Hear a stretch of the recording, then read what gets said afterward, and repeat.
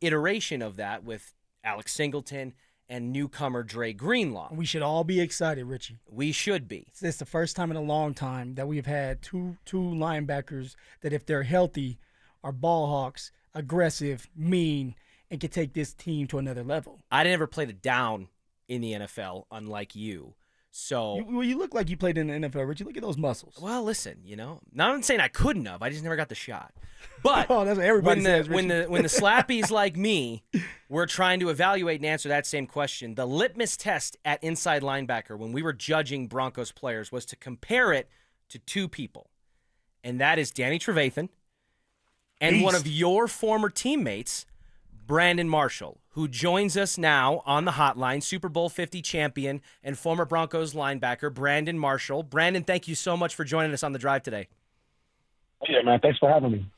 B. Marsh, man, what's going on? It's good to hear your voice again. And before we start to pester you with a bunch of questions, because we all want to be in the brain of Brandon Marshall, I want to thank you, B. Marsh, for putting me on the map. Because you didn't have to do it, and maybe you don't remember, but it was going into OTAs, and I was doing some good stuff, but nobody would talk about it until you stepped up and talked to the media and pretty much put my name out there saying, hey, he could be a problem. And I don't know the exact words, but when you did that, it sparked conversation across Colorado of, hey, maybe Phil can make this team, and now everybody's looking at me. All because of a veteran who's done it before, put my name out there, man. So I just want to say thank you for that, because it truly meant a lot and it helped me out, and I was able to take it and run with it, man. Hey, man, you don't have to thank me, man. Honestly, it was just what I saw, personally on the field from you. I definitely remember that. I remember, talking to the media about that, telling them that you was going to be a problem, and it came true, right? I mean, obviously, what you did those first couple of years in Denver was nothing short of marvelous. So, you don't have to thank me, man. You put in all the work.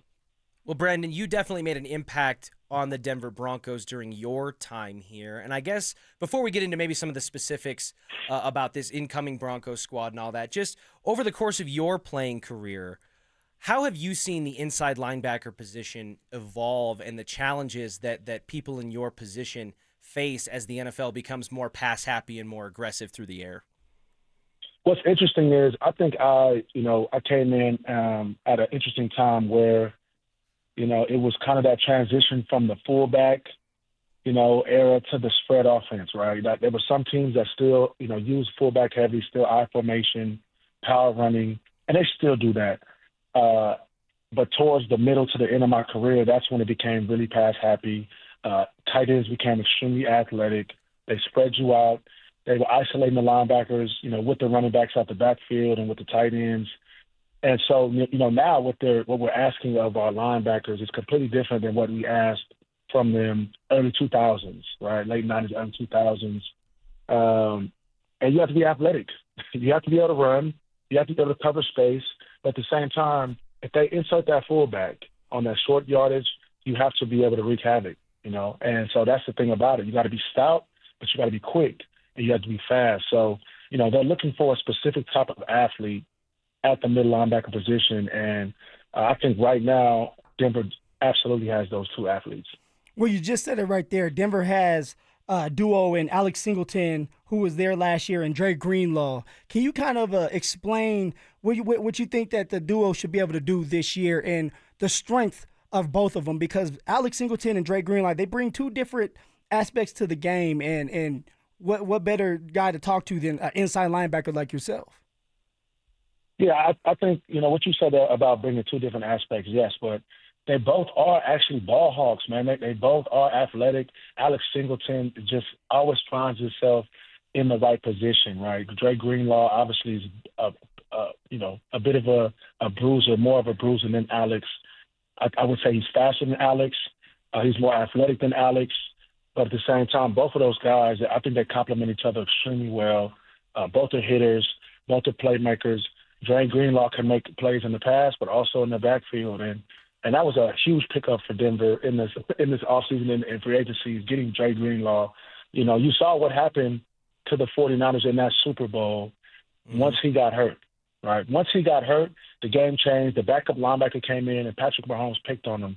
So with a Dre Greenlaw in that ball game, who knows what would have happened, right? So hopefully he stays healthy. He's somebody who is definitely a force to be reckoned with, and I'm excited to watch him in that orange and blue. Brandon Marshall, Super Bowl 50 champion, former Broncos linebacker, and teammate of our own Phillip Lindsay is joining us on the hotline.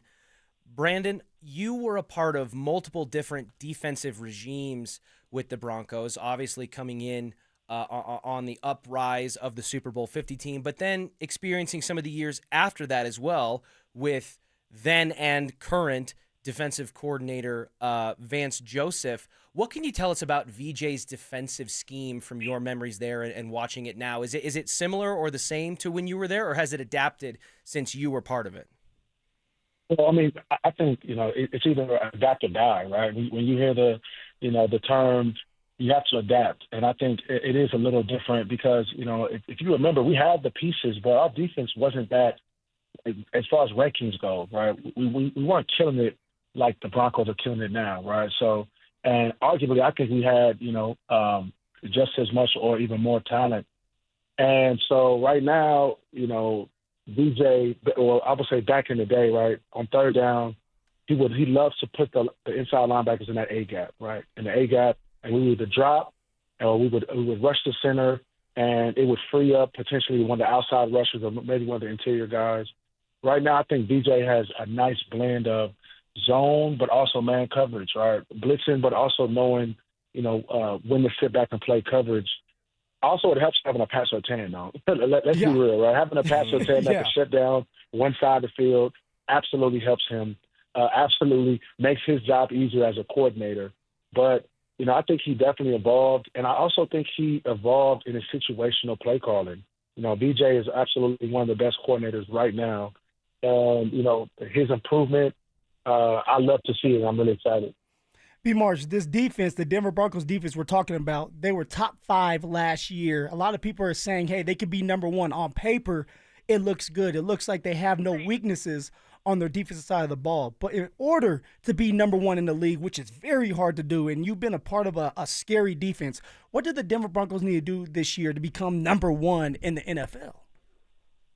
They have to execute. When you talk about on paper, right, a lot of teams look good on paper year in and year out, but the question is who executes, right? When I look at this defense and I look at maybe where a potential weakness could be, where maybe a hole could be, the only thing I can really look at is the corner opposite of Patrick Surtain.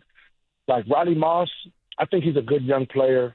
He's athletic, but we saw what happened in that Bengals game. And when he goes up against a bona fide receiver like a T. Higgins or Jamar Chase, it could be problems, right? It could be problems, which is why I believe that they drafted Jahdae Barron, because to me, in my opinion, you don't draft a player at a position that is locked down in the first round unless you don't believe in your talent, right? So Riley Moss, to me, is the only question mark on this team when it comes to the starters. And if they can, take this defense from being, top, like you said, top 5 to number 1. When I was playing, Chris Harris Jr. on one side, Keith Talib on the other side, Bradley Roby, we had the no-fly zone. There'll probably never be anything like it. And so right now, the only thing that's kind of, makes me question his defense is Riley Moss.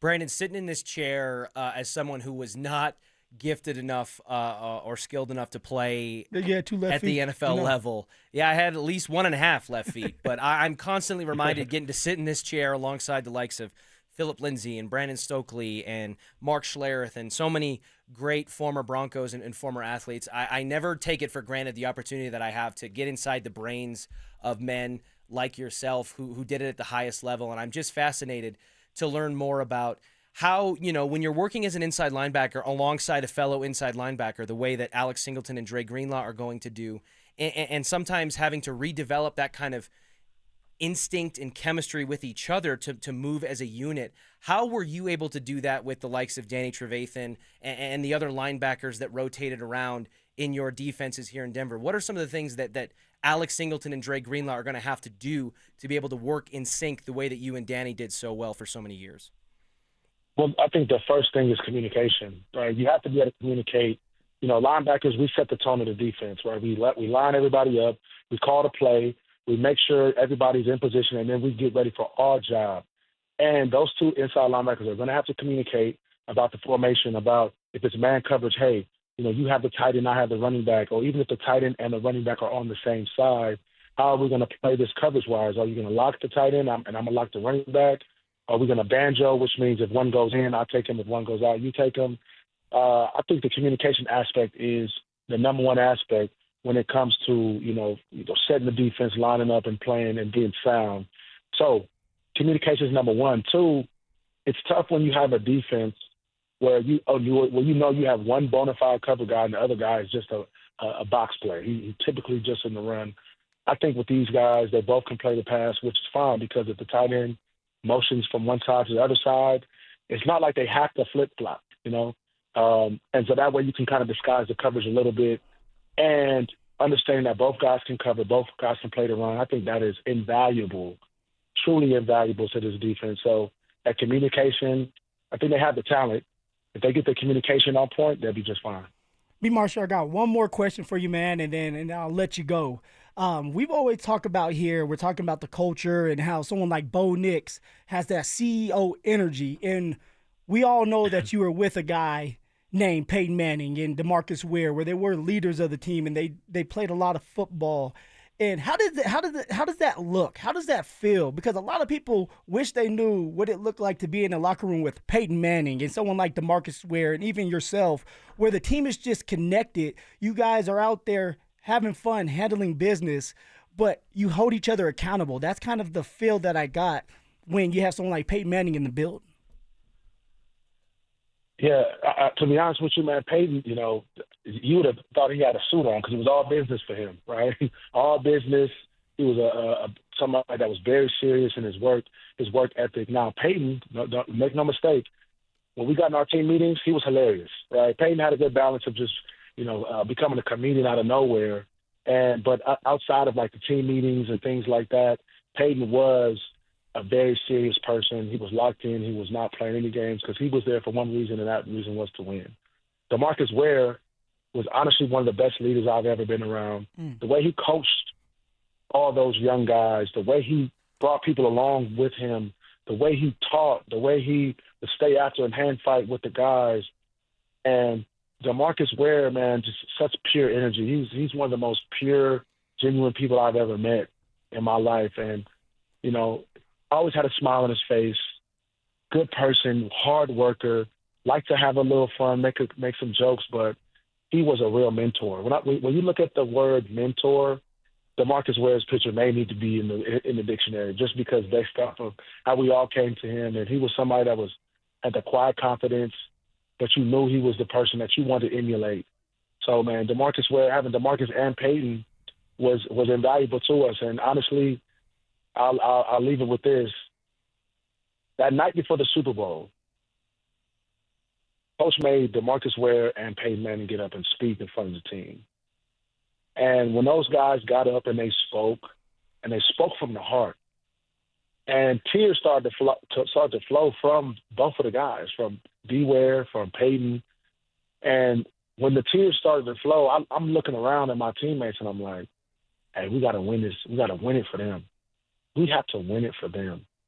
And I think when you are doing something that's bigger than yourself, I 100% believe like you can have an extra push, extra drive to get it done, man. And after we saw that from those guys, how emotional they got, we decided that we was going to get it done, and we did.